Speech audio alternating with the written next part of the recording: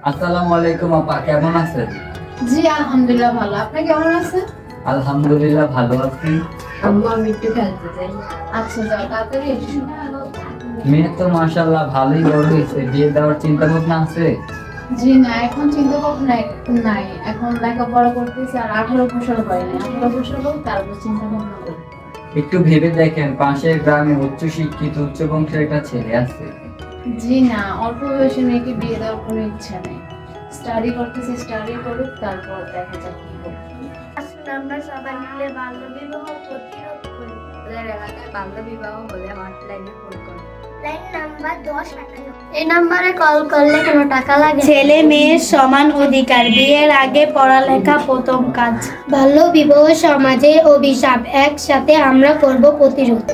বাল্য বিবাহ বন্ধ করি, স্বপ্নের ময় জীবন গড়ি।